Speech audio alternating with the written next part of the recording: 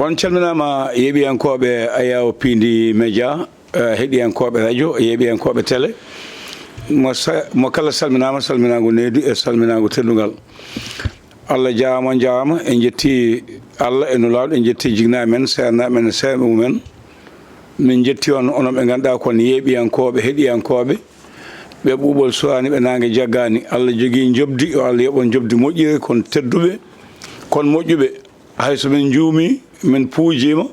onon batton ɗum e haqqillaji moon laaɓɗi e haqqillaji moon juɓɓuɗi amin ñaagon yaafuya. No wayno musidɗo men Abba Sarr kanko hewno jooɗade ɗo nde ɗo yewtere paamen pamminen guila juulako Fouta o woni omo golloto golle joɗɗe baɗɗe fayida kanko miñi men Abba Sarr o salminama salminago needi e salminago teddugal. En calmini en mbino nane en calmina mawɗo Abou Gaye wonɗo woni wuubade e Boli Dakar o salminama o juurama kala ɗo woni eno wonira kala. En jetti amo ganduɗa ko Fat Ndiaye kanko lomti Djiby Dieng Djiby nan Daka Madina Gounass en mbaɗi hen ewnago hanki fuɗɗorede bisimillahi Allah ne wawi jofne alhamdulillahi te Allah ne wawi ma waɗ ɗum kala ko duwa hen Allah jabano en. En jetti Fat Ndiaye kañum jogui kaɓirɗe ɗe wondude Ali Fall gonɗen ɗo koye ɓimen Mohamed Ndim. Mohamed Ndim ko addi nde aɗa salmina taw mi wiya ma en kaal ko fati e gueɗe Farba Ngom. Gueɗe Farba Ngom ɗe ganduɗa hande o ko wiyete ko chambre d'accusation ko fati e tuumamuya itti foof ha laaɓi kala ko fawno e makko ittama ha laaɓi ko wona ɗum ko eɗen gandi ko namnade beele ko ɓataki mo cuuɗi sarɗiji aduna o bindi neldi El Malick Ndiaye yettini ha joni jagoɗo walla yoga e jagode fotɓe yettinede beele ko ɗum saabi gueɗe Farba Ngom kala gasi ha laaɓi walla ala koko fotti e ñaworde ko wona ɗum ko ma en kaale caɗele ɗe ganduɗa ko hakkude jangguinoɓe ɓe e laamu ngu kaldigal waɗi beele famodirama gasi walla ala ɗum ko caggal nde auto ji mbaɗi grève gacciti waɗi caɗele mawɗe mawɗe no fewi no fewi no fewi kono ɗum ko fitina Iran Irak négociation hono kaldigal puɗɗigal waɗede oɗo saaha joni holko ɗamina hen noon ndin bisimilla konngol yeeso ma. Eyyi mi salminima mawɗo Abou en calmini dendagal yeɓoyankoɓe Pindi Média e kuuɓal en calmini ɓe en juurimaɓe en calmini no mbiɗa ni Alhaji Abba Sarr gonɗo toon to Fouta en calmini bandiraɓe ɓe en ñaaguima Allah tabaraka wa taala nde Allah waɗanta en kadi oɗo Daka nde lulde alliyankore nde ganduɗa hande o kihiɗo ko hande hirndete en ñaaguima kala ko duwa toon yo Allah jabon en nde wonno bandiraɓe ene jaaha toon wednoyade Allah moƴƴere e ko goto foof e sohla mo ganduɗa ene nawa ɗum nde Allah waɗanta ɗum hen jaam jabuno ɗumen dendagal sohlaji mabɓe duuji mabɓe bandiraɓe foof en duwanima mabɓe nde yimɓeɓe jahata e jaam garta kadi e jaam ñaganimo ceernajo halifa tedduɗo nde Allah accatamo ɗo ko juuti tawno wonde cellal en duunima kadi leñol ngol e ustare goto emin ganduɗa kañumne ko tampannoɗo leñol ngol woni maître Adama Balde kanko woni duuni momo nde Allah yurmotomo yaafo amin amin amin amin Adama Balde wona tan Fuladu wona tan Pakaw wona oriental duwantemo ko leñol ngol fof e Sénégal fof e ɗo fulɓe mbawi wonde fof e aduna o fof yo Allah yumamo yaafomo hanomo aljanna kanko e maɓe julɓe. Gatten toɓe Farba Ngom hande o suudu no ganduɗa wiyetende chambre d'accusation kala ko waɗno e makko ha tengti ko sakkiti e portable makko ko nandi hen ɗe gueɗe fof goppitanama ha laaɓi ɗen gueɗe kadi goppitama ha laaɓi baba holko fada hen beele ko Farba Ngom yaltinede hande walla ala mbawi ala kadi ɓiile goɗɗe jogoɗe miijede kadi fawede hen eyyi so tawi ko gonga Bababou affaire Farba kam fonno koɓe mbiyata ko waɗede relâché immédiate ganandi jomum accite e tawi kadi ala foof ko rewra e mum nde wonno eɗen gandi heddi ko eɗen paami nangugol Farba Ngom wona haydara ko wona ko ɓe mbiyata ko acharnement payaɗo e Farba Ngom nde wonno guila début guilay sa ƴeewi fuɗo yimɓe fof ene gandi ɗum ɗo wona jomum wonko waɗi ha aduna o foof ne andi wonko waɗi nanga ala ko ɗum acharnement tan ko won neɗɗo tan sabu ko nde wonno ko no yaari ni sa ƴeewi guila fuɗo ko ɗum waɗata yimɓeɓe ne kaala en tesko élection ji législative nde Ousmane Sonko président parti Pastef nde ari ha Agnam en ji révélation ɗi o haali ɗi wonande Farba Ngom ko wonata campagne mum cakkitiɗo ewa nde ɓe dañi ko yiyete ko assemblée walla des parlementaires robotique à l'Assemblée nationale ɓooyani ɓe nawi toon mise en accusation ɓe itti immunité parlementaire Farba Ngom suwaɓe suudu sarɗiji kala ko ɓe parti on welani wawi yawtinde welane wawi yawtinde ɓe itti immunité ko mbiyata ko wuute hormo makko en jii gila nden sa ƴeewi ni hay oɗo premier makko rapport garɗo wonande pôle judiciaire financier wonande Farba ene tuuma e ko yotno e dossier sentif ko abbi e 125 milliards hay on sa ƴeewi on document garɗo ari ko e ñalawma dimanche te yimɓe fof ene gandi kam to banggue administration liggota ko dimanche donc ɗum ɗon foof hollita tan ko won machine mo ganduɗa ko nana waɗa fewde e Farba Ngom ewa en ji gila nden ɗo yahata gila nden jomumen naggama kanko en Ɗahiru Sarr en e ko way noon en ji hay audition mabɓe Ɗahiru Sarr waɗi blanchir Farba Ngom haali ko haalanno hen ko yimɓe fof ji ko balɗe tan mataw mbiyaten fawti hen nde ɓe keɗa kanko Ɗahiru Sarr o acca Ɗahiru Sarr waɗimo blanchir yimɓe mbaɗi posé question mbaɗi namdal holko saabi Farba Ngom ha joni nana woppa toon to suudu dumbirtu mais en ji mécanisme goɗɗo mo ɓe mbaɗi ko wadde utiliser ministre de la justice omo ganduɗa ko mais hade men arde toon en ji wonko ittuno Ousmane Diagne ittuno ɗum ko kañum yiide wonande hay goto wawa wannude ɗum ko ganduɗa ɗum ɗo wonaka ene rewi lawol koko rewi lawol tan waɗat hay nde o arno to assemblée nationale yiide député ji so tawi jiɗɗon koko gowni e ko laaɓi ko lawol yarata tan no keñori ɗon no cikkiri ɗon ni on gaccat min mbaɗa liggey amen no fotini yarude beele goto mon foof anda neɗɗo foof ko tuuma ko dossier baɗaɗo e makko o holno yaari e ko noon donc elle waɗani ɓe ɗum kamɓe satisfaire ko ɗon ɓiiti kanko Ousmane Diagne ɓe gaddi Yacine Fall beele kamɓe kuta kut komin jiiɗi ko won yimɓe ɓe mbaɗi ciblé alay saago kamɓe ɓe mbawa helde befji mumen donc Farba Ngom en ko hen jeeya yimɓe ne gandi to banggue politique déjà ko hunde nde ganduɗa président parti mabɓe haalino Ousmane Sonko en ji o naggam kono teskoɗen nden fewde e joni kala nde ɓe kuccodiri e magistrat en ɓe kewani dañde ko weeli ko échec tan ɓe dañata guila nden ha joni en ji holɗo ɓe battodiri ko dañde alternative goɗɗo yiide wonande Farba joni ɓe kalani haala 125 milliards o ɓe kalata ko téléphone aji ɗiɗi ɗi ganduɗa eɓe ndewri e mum en ji conférence de presse mbo kanko Yacine Fall o yaltuno haali yiide wonande Farba nanguirama portable uji ɗiɗi waɗi violé loi ɓe dutti à l'Assemblée nationale ɓe itti kadi wutte makko hormo immunité parlementaire makko ɓe mbaɗi ɗum voté ɓe itti donc koye on procédure ko gonga no mbiruɗa ni fedde ɓe ganduɗa ko rendinɓe ñawoɓe e aduna o mbaɗino saisir way mbaɗino saisir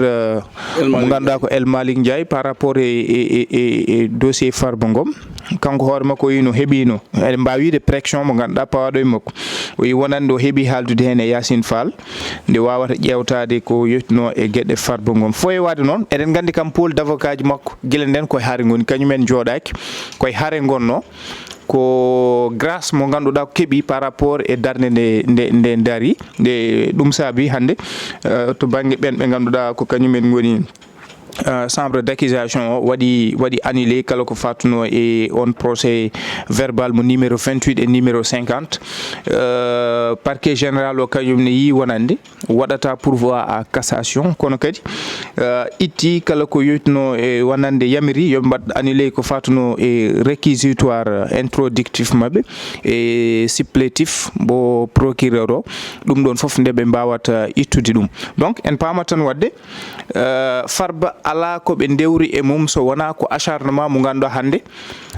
ko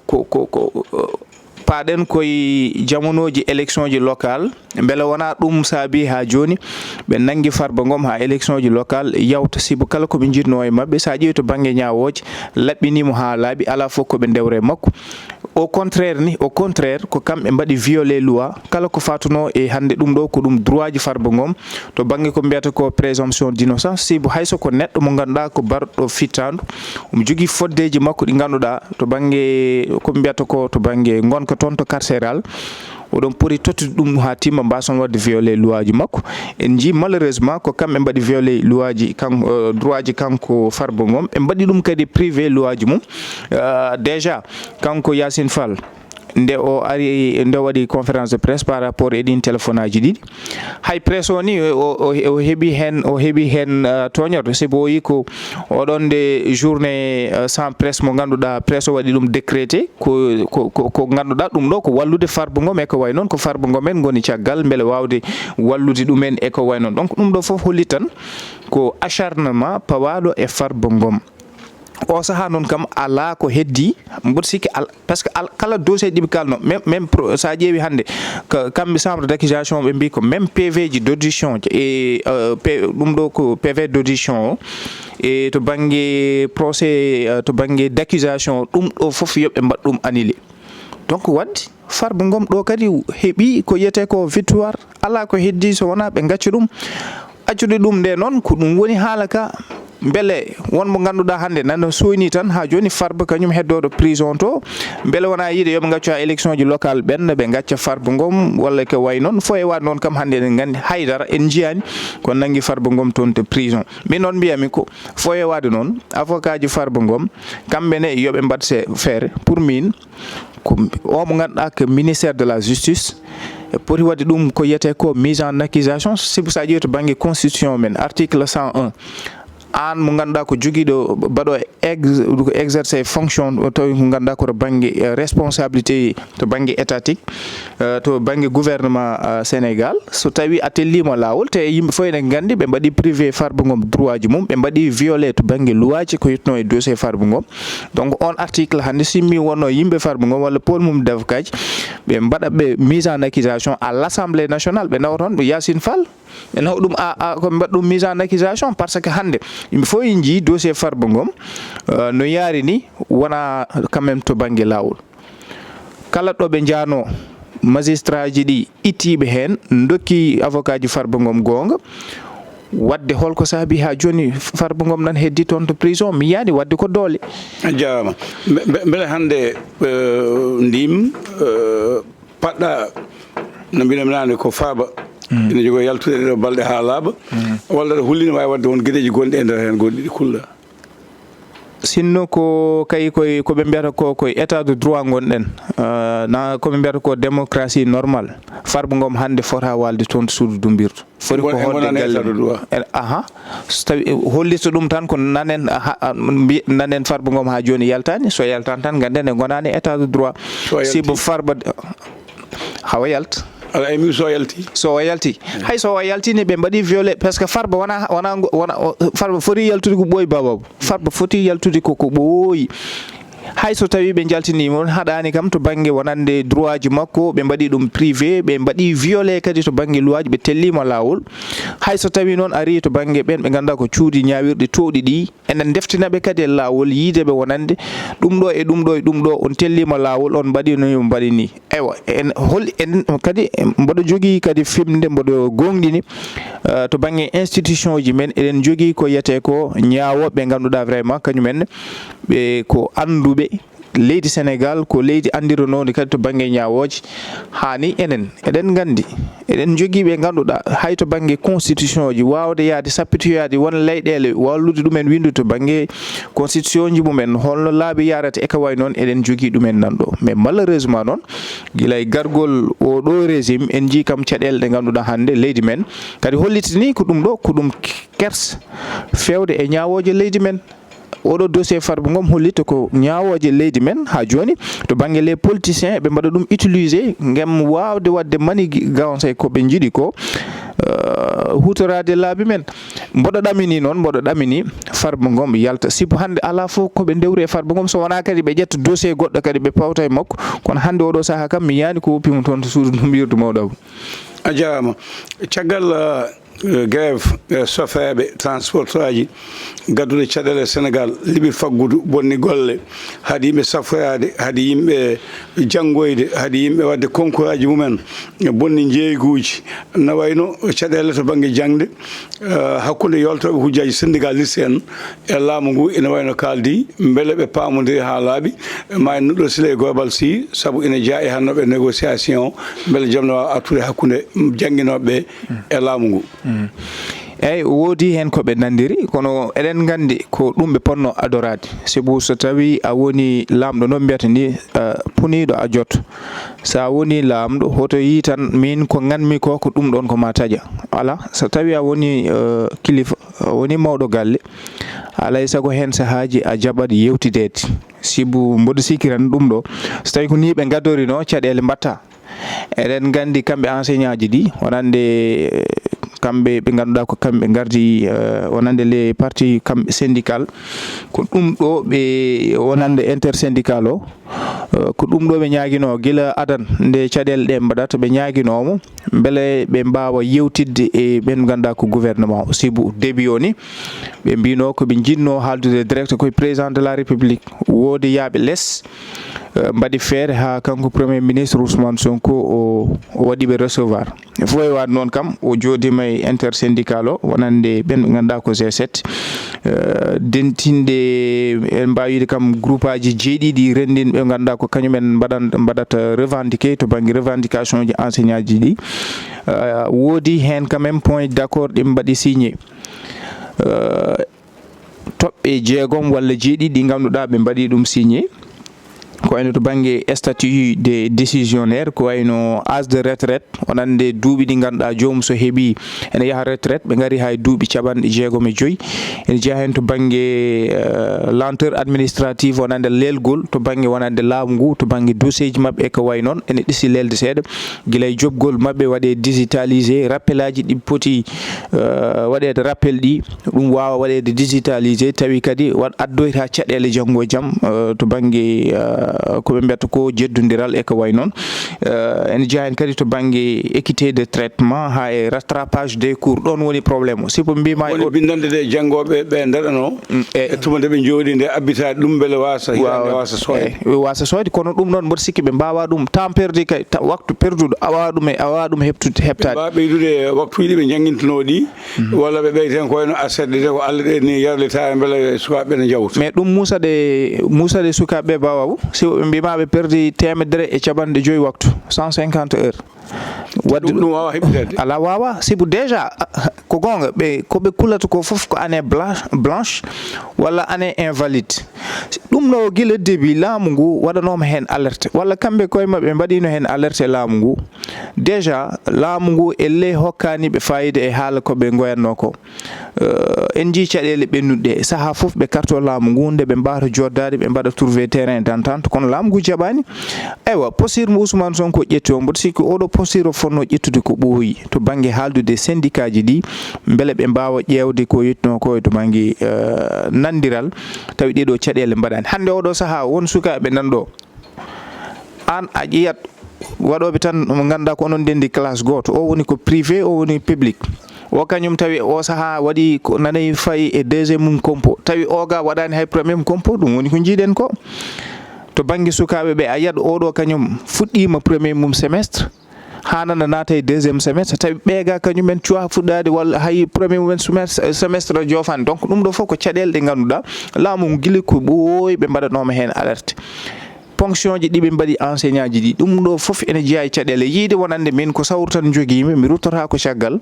komin mbi ko alay saago ɗum ma laato ɗum wawa wonde e état donc état alay saago puntodira kadi surtout ɓe ganduɗa ko enseignant ji ɓe ganduɗa ko so Allah leydi foof ɓamtidi to banggue jangde to banggue développement e ko way noon ne teddini ko yetno ko enseignant malheureusement ɗo e Sénégal hayso tawi kamɓe ne hen sahaji wonko yimɓeɓe mbaɗataɓe reproché kono fof e waɗ ɗo jafnata ɗo jinnomi arde e goho ko to banggue jangguinoɓe ɓe jooɗi mumen taƴanoɓe beele ɓen gartama gueɗal ɗimmal ngal ko woytanade ɓesguji ɗi jangguinoɓe ɓe ne won hen ɓe ganduɗa ɓe jiiɗa wonde e guure men ladde ɗe naatoɓe e nokkuji mbe jangguinta naata e julago saaha wonen ko yeeyoɓe saha wonen jogui école aji men privé ko toon ɓuuri hokkude doole hol yande ma ɗum e ɗum ɗon fof ko darde laamu ngu wonande laamu ngu jogui responsabilité wawde haɓade ɗum ɗon haɓdade ɗum koko ɓoy noon kalami de wiide ko yimɓeɓe won gomen nana dow jangguinoɓe jiiɗa fektede e ladde he jaɓata wonde e ladde mundi jitta wonde koɗe ndiyam e courant woni tawa ala caɗele ɗe jogui e aɗa andi so tawi par exemple joni a ɓenni ko wayno concours ko hunde wonde wonɓe ganduɗa jaɓa hayso tawi pettama ngari tawi ɗo jangguinte ɗo ko abri provisoire jaɓata hen jangguinte ko école mo ganduɗa waɗa koko hunda leɗɗe caleji mbiyata ko jangguinta ɗon ñagoto on saaha jaaha laamu ngu won systéme ɓe mbanno duuɓi 5 so tawi par exemple sa yalti concours crème duuɓi 5 ɓe beddoma e ladde nde mbawɗa wonde fof duuɓi 5 haadema dañde permission wawde artude ville e ko wayno ɗum fof mboɗo sikki koko foti ƴewtede to banggue ko mbiyata ko équité wonande ville o e to ɓuuri to fin fond e leydi Sénégal mboɗo sikki ko kañumen poti jogade to banggue statut horma e ko wayno sibo fof ko Sénégal fof ko population sénégalais fof ko ɓiɓɓe leydi Sénégal heddi ko laamu ngu foti jogade to banggue wawde jogade karallagal surtout to banggue digitalisation e ko way noon to jomum wawde wonde foof no waɗa empreinte kala no jomum woni no woni ɓe jaɓa heɗade kadi mawɓe guura en ɓe ɓe ganduɗa kañum kalfina hende jangguinowo no ɓe mbaɗirtani les relais communautaire min mboɗo sikki en mbawi gollodirde e mumen to banggue pointage to banggue acte de présence e ko way noon jomum heure mo naati ko jangguini e ko way noon ɗum fof ene wawi waɗede hay so tawi ni ɓe jokkodirani e les relais communautaire to banggue wadde digitalisé hande no mbiɗa ni karelle kese ɗe ene wawi wadde ɗo ganduɗa neɗɗo heure de pointage nde o arani ɗum fof e mbawi ɗum andude en temps réel on saaha noon kala baɗɗo mo ganduɗa a waɗi ko ganduɗa telli lawol walla a jangguinani no poɗɗani jangguirde a waɗa respecté heure uji ma d'horaire e ko way noon lawol fawo e dow ma sikkum ɗum wawi wonde par ce que hande ne waɗi hewɓe ganduɗa ko won enseignant ji nanɗo ene jiiɗi ruttade ɗum waɗi hen ɓe ganduɗa ko les décisionnaire ne kala to banggue wonande âge de retraite o donc ɗum ɗon foof nanɗo min mboɗo sikki fof koye laamu ngu tan il suffit que ɓe ƴeewa no ɓe mbaɗiri digitalisé gueɗe ɗe ɓe ƴeewa systéme o ɓe mbayla ɗum beele wajiɓe ɓe mbawa dañde jangde moƴƴere surtout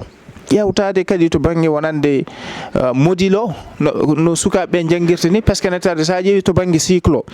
CI ha CM2 sukaɓeɓe ne dardu ɗon no fewi te sa ƴeewi hay to banggue wonande jang de CI ha CM1 ko ɗum gotum woɗɗodirani wadde mboɗo sikki laamu ngu e poti ƴewtade hay to banggue wonande on module eɓe kala ni ƴettude to banggue ɗemɗe men ɗe wattude hen wayno wolof pular ɗon panomi bandaɓe jaafo kalmi joni ko mi wirani nguɗo laamu walla laamu ngongu ko hay laamuji jawtuɗi enen min komi jaaho e nder ladde he yimɓe fof jikam to guura aynaɓe to mi tan ko wayno hedde ay ɓulɓelen mi yeehi mi tawi ko wayno hedde kumuqen mina maddi kala nokkuji kewɗi min jeeyi min garta min tawa école ko bey e baali gonata hen jangguinowo joɗo ha ɓooya tan wiya mi wawa ɗo wonde ɗo no wuuli ɗo no wayni tawa to jibina to ɓuuri wulde laabi sappo kono wattaki hay kuugal gotal kono ina heñano jobdi mum e yidde yoltude hujjaji mum mi waɗama naggam tawa watta fodde nde fonno wadde nde wona kamɓe foof noon nangol ɗemɗe gendije e nder duɗe laamu caɗele godaɗe ne keewi e nder hen kono ina huula beele ala makaji gonɗi hen saabu neɗɗo mo janggani ɗemgal wiyede yo janggin ɗemgal e jiiɗum e diwan Jolof he mo wona pullo wiyede yo janggin fulɓe e jiiɗi men toon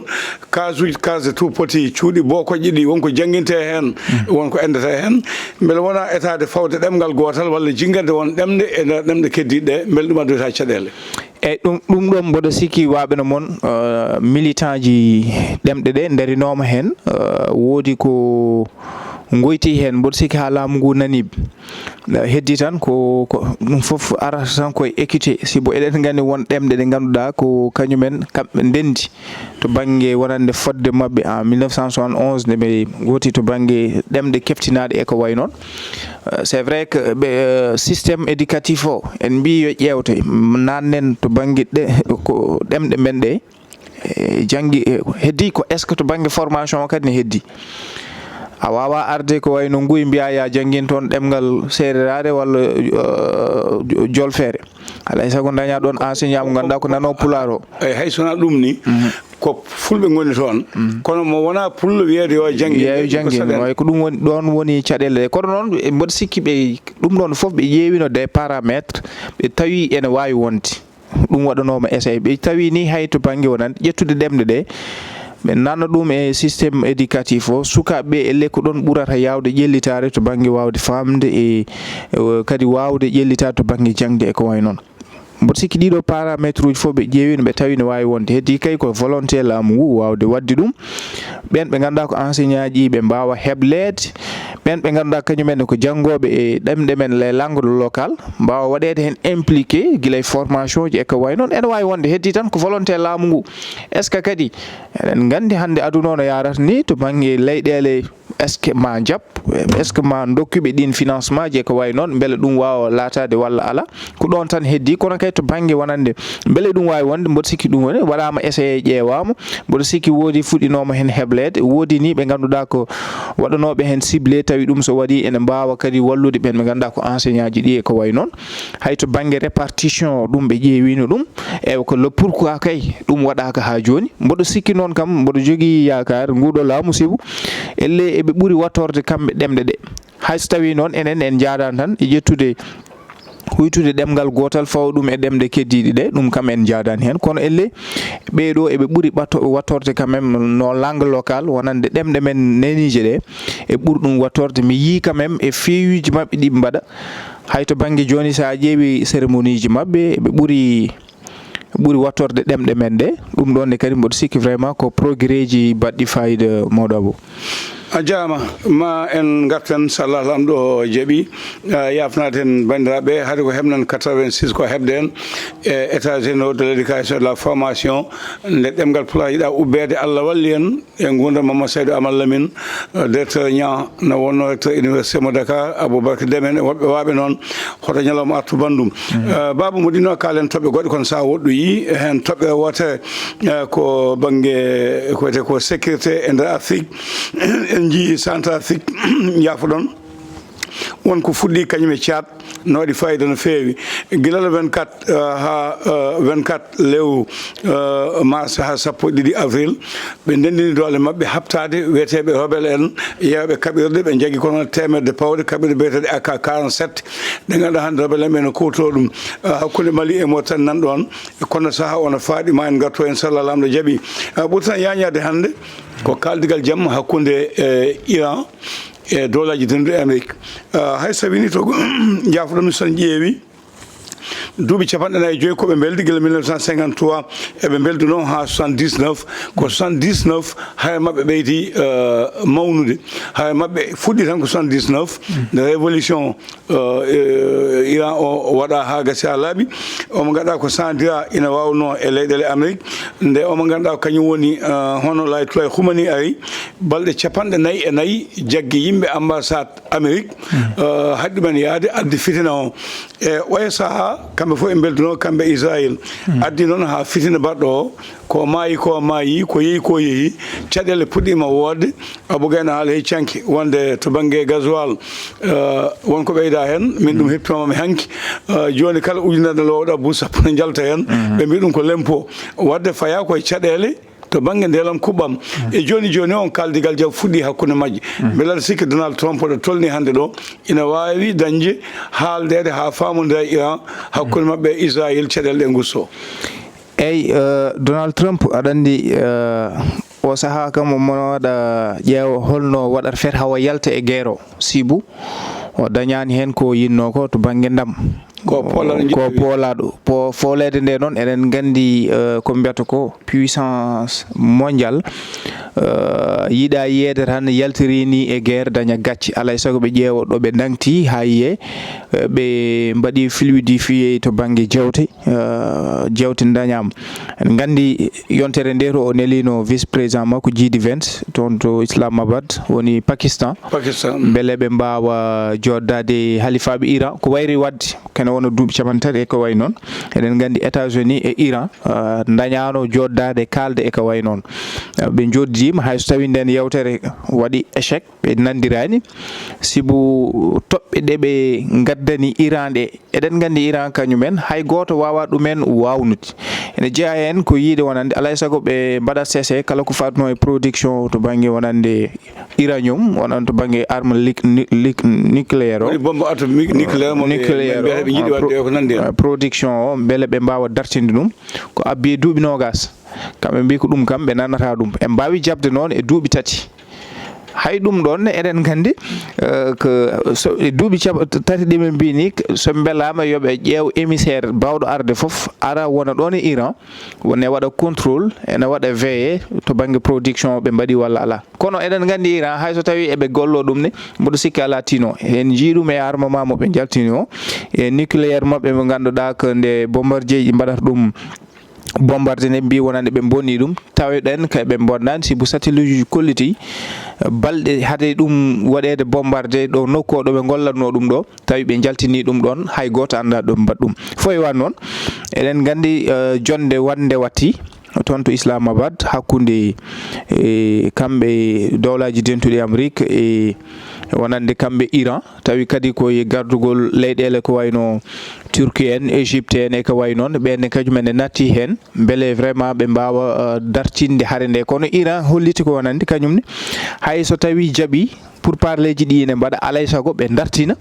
wonande bombardement ɗi mbaɗata toon to Liban to ene toon kam trêve waɗi toon ko abbi hande balɗe sappo ɓe jaaɓi trêve ene waɗa balɗe sappo kono noon ene jeeya hen blocus mo ganduɗa ko moɓe mbaɗi toon to détroit d'Ormuz mo ganduɗa hande kañi addi caɗele ɗe ganduɗa mbaɗi ni reckercuté mbawa taccude e ko wayno noon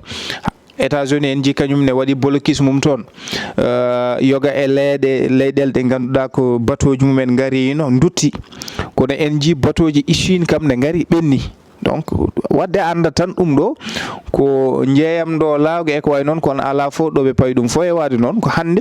kamɓe dowlaji dentuɗe Amérique eɓen jiilo Mosel no mbaɗir beele ɓe mbawa yaltude guerre o hay so tawi ɓe jaadani e gacci yama peut être guerre o gasiri ko e pour parler ji hakkude dowlaji dentuɗe Iran e ko way noon eɗen ɗamini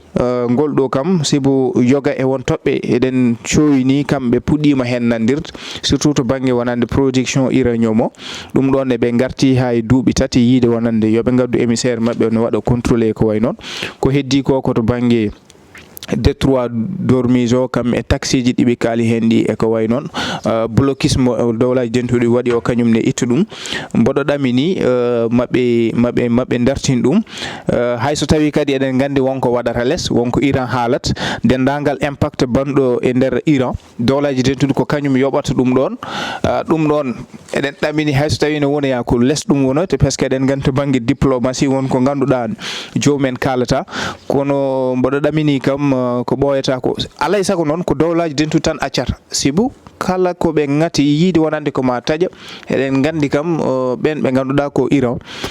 kala ko kaali duttata ko hen caggal mboɗo ɗamini kam o saaha hande ko dowlaji dentuɗe Amérique ɓuuri yidde haare nde yo gas te eɓeni hen en ji Israël ko bonirako en ji caɗele mabɓe en ji Hezbollah ji wonɓe toon to Liban sa ƴeewi to banggue hara less to banggue ariyen o kam en ji koɓe bonna toon ko kono to banggue hara less kam en ji koɓe bonirako to banggue ko wasi hen pitali mumen e ko way noon hakkude mabɓe e Liban toon to banggue keerol mabɓe Liban mboɗo sikki tan haare nde ɓoyata nde gasa nde wonno ko ɗum pression ji ni ɗi ganduɗa dowlaji dentuɗe fawi ɗum e Israël ɗeɗo balɗe foof yo wat feere waɗa cessé kala ko fatuno e bombardement ji toon to Liban ɗum waɗi mboɗo jogui yakare haare nde mande artu joni nde deeƴe mawɗo mo namdal cekkital aɗa andi beele nannodiraɗo wi en somi jumanto autrice ko fate dañde bombe nucléaire wadde kaɓirɗe ko nandi hen beele ko lawol leyɗele dañƴe ɗe dañi ɓe mbiye goɗɗo manam jogota joguita e ma ha gayna aɗa wawi heɓtade mbiya min hoɗum jogo joguitaki ko ɗo kay injustice woni bababou an aɗa jogui jogitare ma min horomi jogo jogitaram yimɓe fay Israël ne jogui Pakistan ne jogui mboɗo sikki e leyɗele julɓe ɗe ni ene Pakistan wiide noon Iran kañum forani dañde ɗum forani dañde ko injustice ko ɗon tan fuɗɗi kono eɗen gandi noon kam Iran kañum ne wona tan ɓuftaɗo lelna sibu kañum ne andi ko yahata projet mo ganduɗa hande kamɓe Iran e Israël kay e dowlaji dentuɗo Amérique ne jogui par rapport e golfe Persique o et surtout leyɗele julɓe ɓe ko muusi hen ko ɗon ko min toujours ko mbaɗami regretté ko leyɗele julɓe ɓe Ligue arabe o ko wayno Oman en Arabie Saoudite en ɓen ɓe ganduɗa Oman ni ko exception ne wonno kañum ne mataw ko ni tan wala ne wulne ɓumna surtout kono ko leydi ndi ganduɗa ko wonanode respecté ko wayni so waɗi ni ko toon jewteɗe mbaɗetno hay so tawi ɗiɗo kamen teskima bombardement ji ɗi jettimaɓe surtout kadi hakkude mabɓe e oɗon kerol blocus détroit d'Ormuz hakkude mabɓe e Iran o eɗen gandi dowlaji dentuɗo Amérique ne yiɗanno gembudeɓe kala ko Iran ƴetti to banggue par kamɓe ne wooda koɓe dañi ɗum fof ko wawde rendinde kono alay saago ɓe paama leyɗele julɓe ɓe ko woni ko kalten e kala saaha yoɓe gandu ko projet mo dowlaji dentuɗo joguiɓe ande en kalinɗo mbiɗen so tawi ɓe ndenaki so Israël pari fay ko Égypte so pari Égypte fay ko Turquie so pari Turquie sa renaɓe paati koye Qatar Oman en ha e Arabie Saoudite ay fuɗɗima déjà hakkude mabɓe Turquie eɗen kuuli kadi hade guerre o ruttade toon donc ko injustice tan yiide wonande leyɗele julɓe so tawi mbaɗi possédé ɗiɗo armuji kañumen wona hul e kala saaha so guerre waɗi ne mbawi ɗum yaltinde kono eɗen gandi gila ha joni Iran so Allah ene waɗi respecté hay to banggue énergie atomique on agence e kala saaha dossier ji mabɓe ɓe jaha toon rapport aji mabɓe ɓe kollita e ko way noon donc mi yiyani le pourquoi kamɓe ɓe jogo arme nucléaire yiye leyɗele julɓe pota jogade e donc ɗum ɗon ne ko ɗum injustice a jarama yewtere men pamen gasi ha laaɓi en jetti Ibrahima Ndiaye jeeya ko Sinthiou Diam Dioro naaɓe foof en jettiɓe en jarnimamaɓe en jetto juuɗe fuɗɗima ɗo haaɗi Ibrahima Ndiaye ko gollotoɗo e ɓamtare ko daraniɗo yimɓe ko ballowo e faggudu e jangde e habde basal en jetti Moussa Sibe Sow joom wuro Sinthiou Diam Dioro en jarnimamaɓe jetto juuɗe fuɗɗima ɗo haaɗi konngol ma cakkitol eyyi talata paɗo so hawre le dal mawɗo a yani pa wona wuubo e beddaji he elle o waɗɗani gallode mi sownimo omo yara ɗo ata e gallode nani omo ƴakkate walla ko beño ƴakkata ala ko croissant ɗon jimi andi kanko croissant o ɓuuri hartujinde ala omo jogui ɗo kilane beñe gawri nan ɗo de eyi min de mboɗo yiyamo saaha fof naata ɗo fast food ɗo o yaltino ɗon ɓuuru biyeteɗo croissant o on noon ko yontaɓe ñamata ɗum kadi ala beñe gawri no goni ɗum o heewi ƴakkude noon jarama gasi ha laaɓi Fall Ndiaye to banggue kaɓirɗe nde Djiby Dieng nana Madina Gounass Ali Fall woni monto o ko ɗo ka ten ha lawgol ngol so Allah lamɗo jaaɓi